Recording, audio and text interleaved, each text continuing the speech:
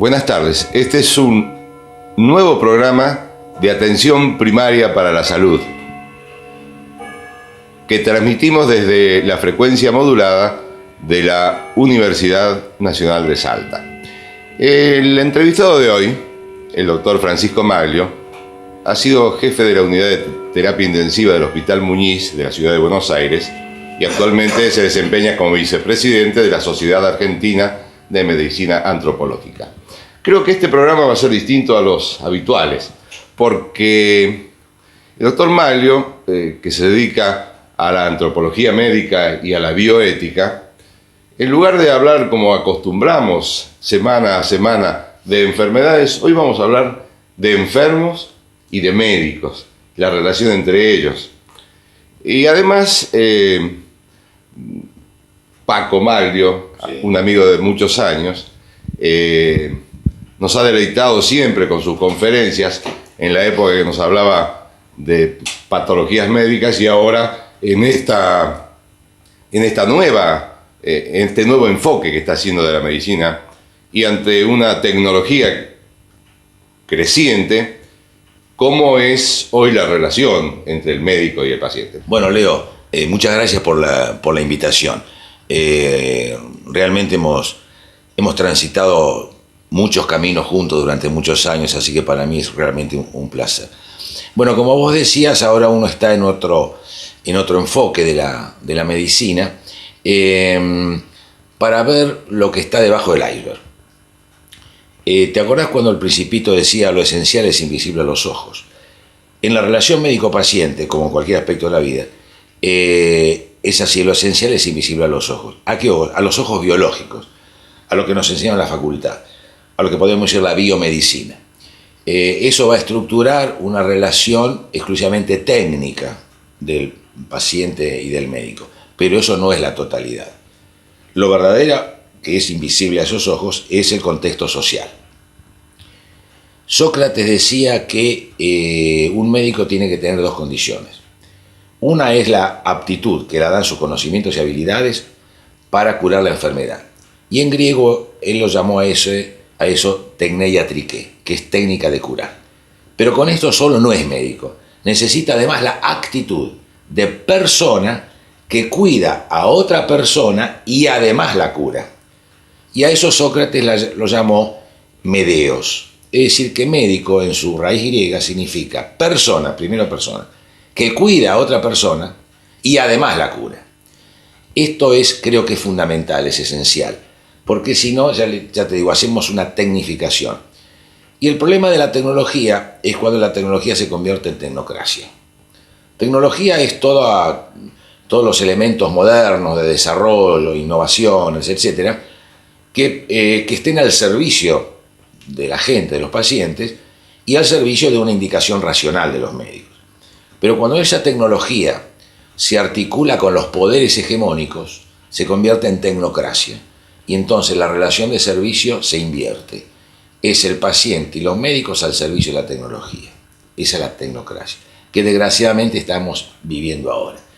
Yo creo que por primera vez en la historia de la medicina, pacientes y médicos somos dos co-sufrientes de sistemas perversos, injustos, de una absoluta falta de equidad en la distribución de los recursos.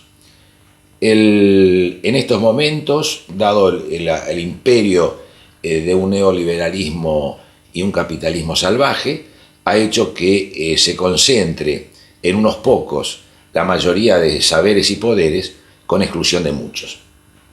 Eso que se da, vemos declaraciones del INDEC, 20% o casi 30% de familias por debajo de la línea de pobreza, otro tanto por debajo de la línea de indigencia.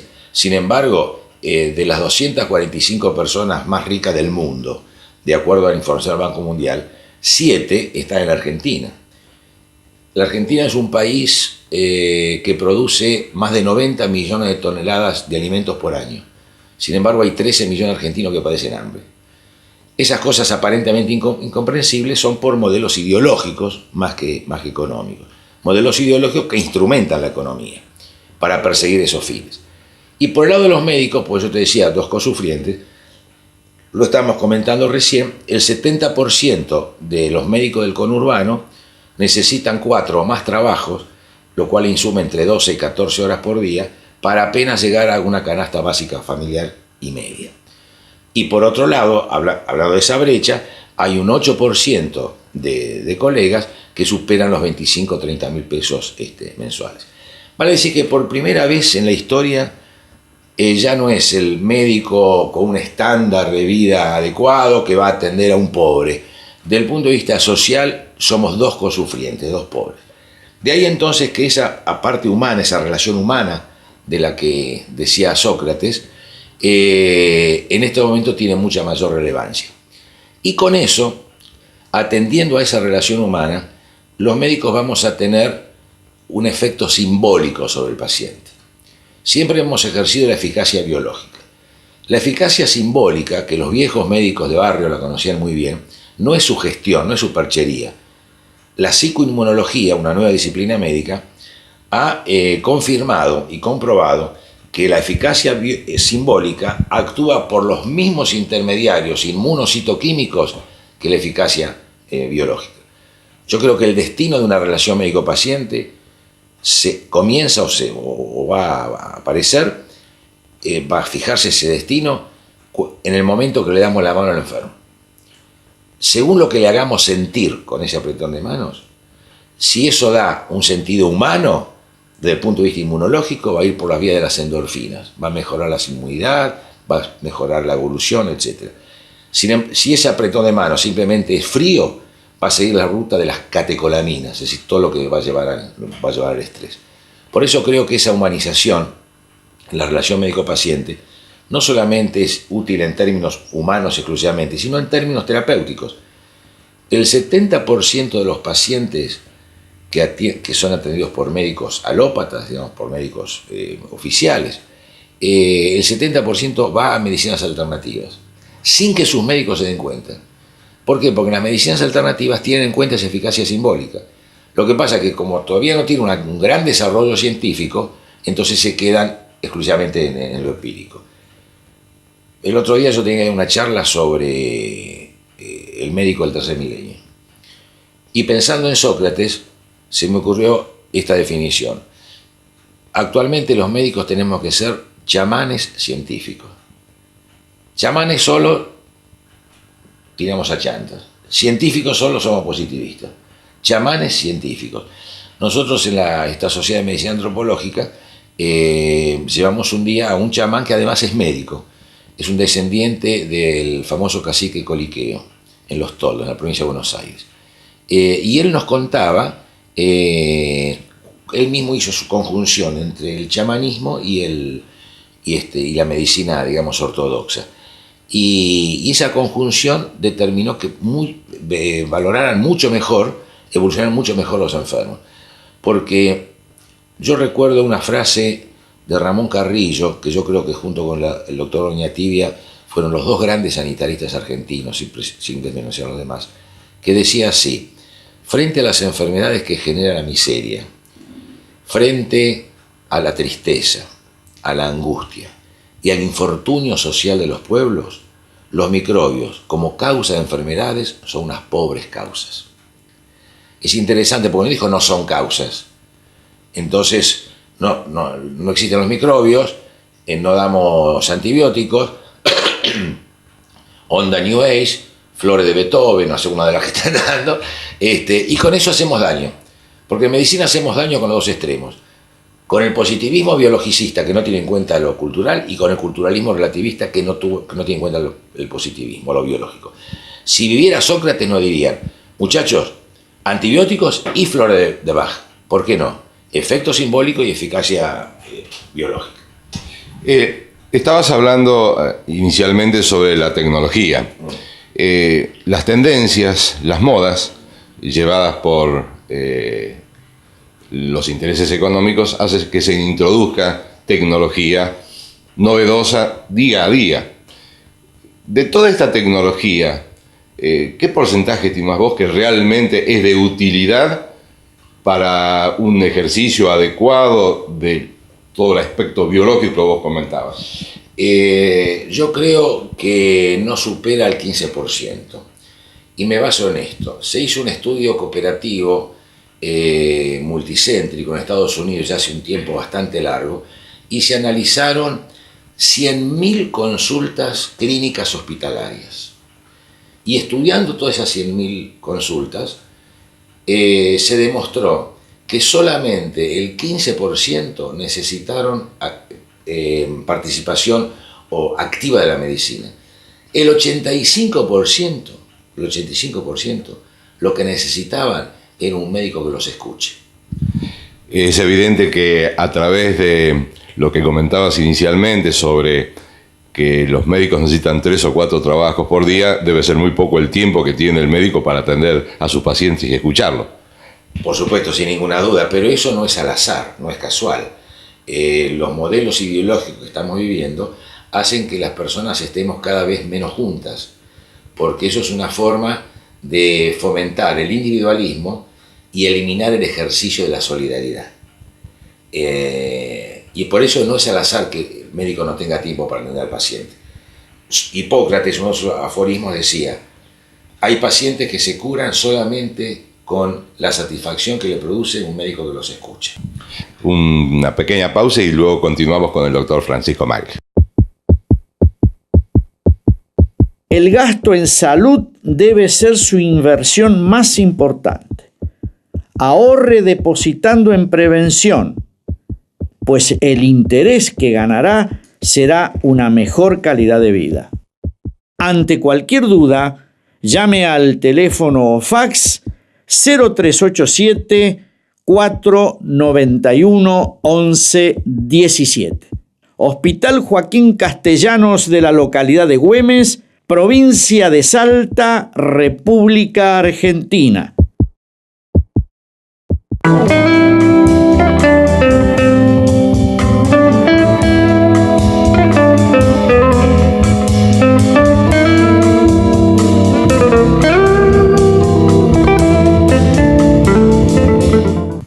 Estamos en Atención Primaria para la Salud, desde la frecuencia modulada de la radio de la Universidad Nacional de Salta.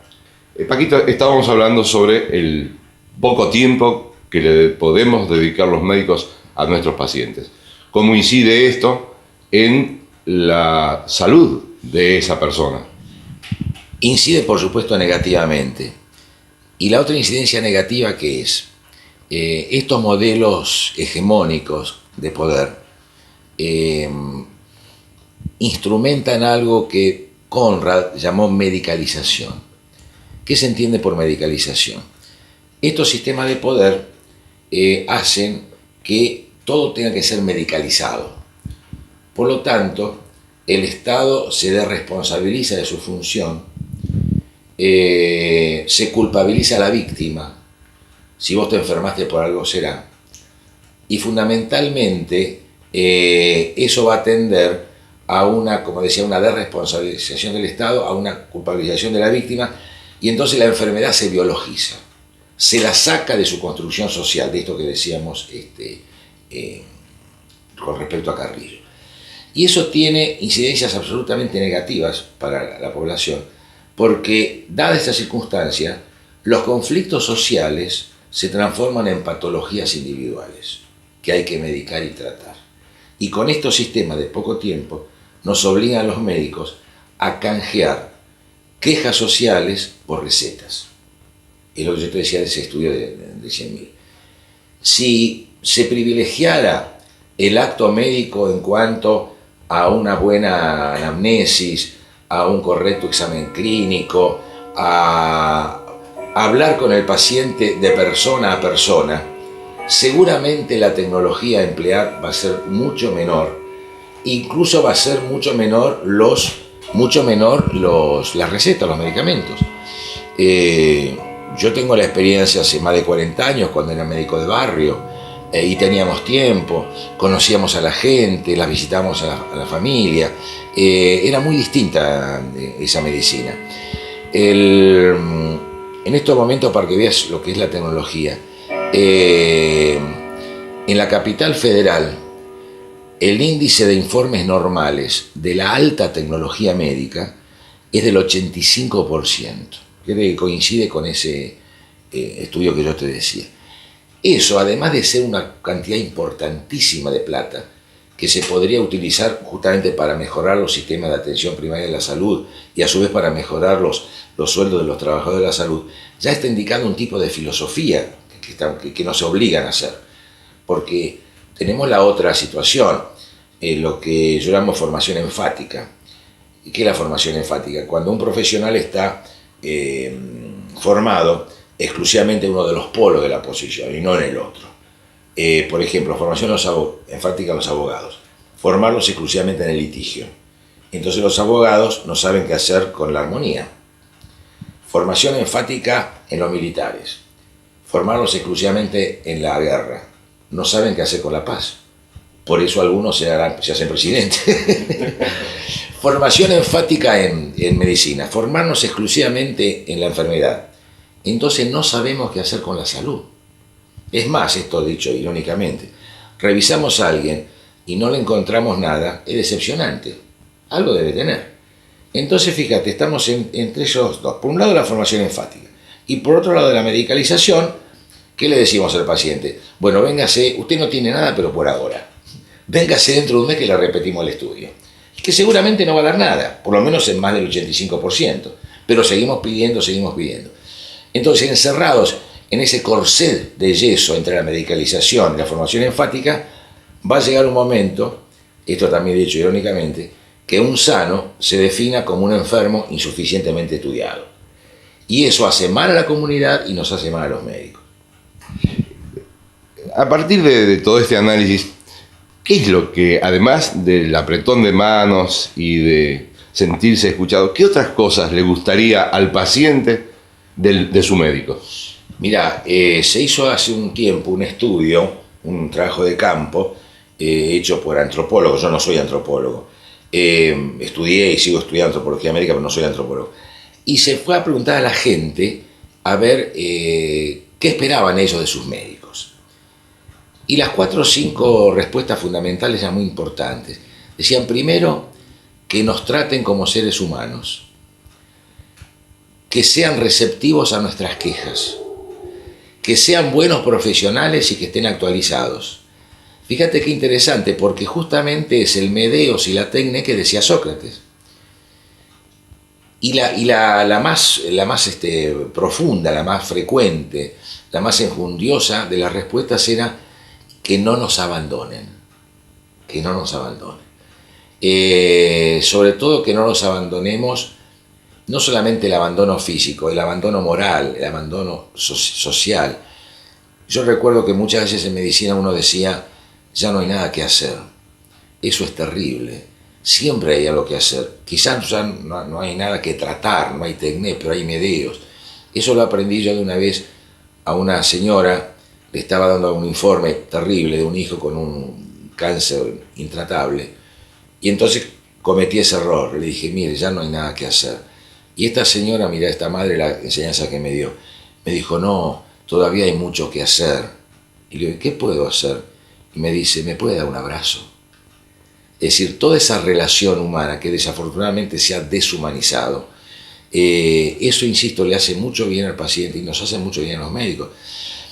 Es muy gratificante sentirse como persona que ayuda a otra persona, más allá de como médico. Es decir, la medicina es una profesión que para lo que nos tiene que servir es para ser mejores personas, no tanto mejores curadores, sino mejores personas, ¿no? Por supuesto, sin abandonar el fin específico que es curar a la gente, ¿no es cierto? Y prevenir las enfermedades, ¿no? ¿Curar y sanar es lo mismo? No es lo mismo, se complementan. Curar es eliminar los dolores físicos y sanar es atender ese dolor físico en el contexto social, humano y psicológico en que se da. Volviendo a Sócrates, curar sería la Tecné y sanar sería el Medeos. El curar solo somos técnicos, tenemos que complementarlo, enriquecerlo con el sanar para ser sanadores. Yo pongo como ejemplo, es una cosa muy interesante, Yo cada vez soy más ferviente partidario de la sabiduría popular, ¿no es cierto? Que por popular es sabia. ¿Vos te acordás cuando nos lastimábamos, nos golpeábamos cuando éramos chiquitos? Íbamos a la mamá nos pasaba la mano por donde nos habíamos golpeado, y te acordás que nos decía, sana, sana, colita de rana. Fíjate qué inteligencia. No decía cura, cura, colita de rana, porque tenía muy bien los roles. Para curar llamaba al médico. No había llegado el doctor con los remedios, pero estábamos aliviados por el efecto sanador de ese sana, sana, colita de rana de la mamá. Los médicos tienen que trabajar 14 horas para sobrevivir. Sobrevivir. No pueden escuchar a sus pacientes. No. Los pacientes quieren que los médicos estén actualizados. Claro. Si sobreviven, cada vez es más difícil acceder al conocimiento. ¿Cómo solucionamos esto? Bueno, yo creo que además de ser difícil acceder por razones de tiempo, por razones económicas, en este momento la actualización para los médicos es muy cara. Los congresos son caros, la tecnología informática es cara. Ahora, ¿cómo podemos solucionar eso? Yo creo que una cosa interesante sería a través de las sociedades médicas, que más allá de promover y proteger los derechos gremiales de los colegas y favorecer su formación científica, que esas sociedades vayan junto con la comunidad. No esperar que la comunidad venga a nosotros, porque las soluciones yo creo que van a partir de la organización comunitaria, de la participación comunitaria, participación en la toma de decisiones, porque tenemos que ser contestes de que la comunidad es nuestra auditora natural. No digo auditora en el sentido de los medios, sino auditora en el sentido del producto. Por eso Ramón Carrillo hacía encuestas de satisfacción. Entonces yo creo que hay que, si somos dos cosufrientes, también tenemos que ser dos aliados, coaliados para las soluciones. El Manual de Ética, en su última edición del Colegio Norteamericano de Médicos, le dice a los médicos deben ayudar a la comunidad a encontrar las causas sociales de enfermedad y a mejorar la distribución de los recursos. Ese es un punto de inflexión, pero fundamental.